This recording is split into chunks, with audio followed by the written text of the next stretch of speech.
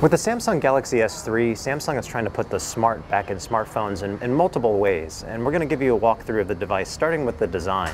As you can see, it's a nice rounded chassis that you have right here, and it's very light, despite the fact that you have a huge 4.8-inch display, and it's Super AMOLED with a full HD resolution, so it's very crisp, and you have really wide viewing angles. The design feels light in your hand. We like the slight curvature that you have on the side, and on the bottom of the screen, you have two capacitive buttons that flank a big home button, and this comes into play for a couple of different features. One is that if you press and hold, you'll be able to see all of your recent apps and be able to swipe them off the screen, just as with any other ice cream sandwich device. And if you do a double press, you'll see the new S-Voice voice assistant, which tries to outgun Siri in a couple of ways, and Samsung has figured out a way to integrate voice into some of its applications. You can even use voice to wake up the device, but we'll give it a try right here and see if we can set up an appointment for tomorrow. Schedule an appointment tomorrow for 2 p.m. with Chris.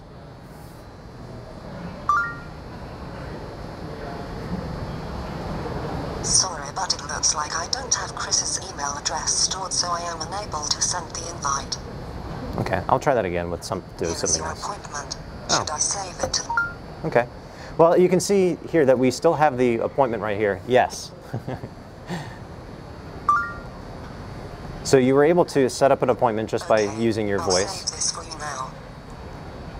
And this is just one of the many other features that are available in the Galaxy S3 that try to make your life a little bit easier.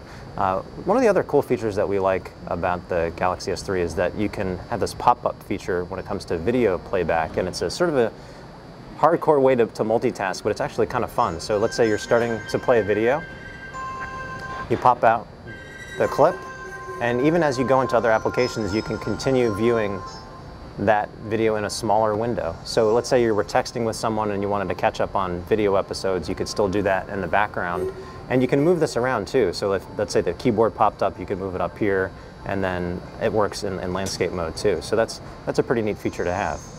So the Galaxy S3 has a pretty neat feature, even when it comes to starting up your phone. You can use your voice to wake it up, but the lock screen also has these shortcuts here, so you can swipe into one of your favorite apps, and this is customizable. You can use the camera or the browser, and there's also a clever gesture that you can use to fire up the camera even without pressing a dedicated button. You just press and hold the screen and then pivot the phone, and you can see that you're already ready to fire. And that's a pretty neat feature to have built in. It's a nice shortcut.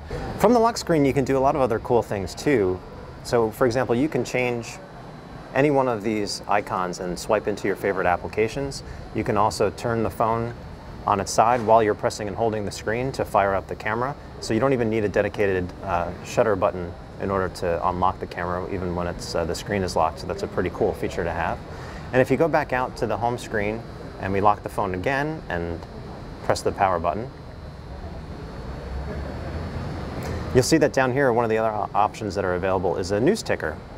And you don't even have to unlock the phone to see what the latest headlines are. So you can see, you can scroll through here, and if there's a story that interests you, you can just click that and then follow straight through to the web to see the news story. So the Galaxy S3 saves you time in a lot of ways. So with the Galaxy S3, another important feature is sharing, and one of the ways in which you can do that is with a mode called Share Shot. So within the camera itself, you see this little icon in the top right-hand corner. You can establish a peer-to-peer connection with another phone. So it doesn't require that both of you be on a Wi-Fi network because it's going directly to that other device. So if you're at a party or a concert, whatever, any shots that you take can show up on the other phone, so that everyone sort of has a collective gallery when you leave that event.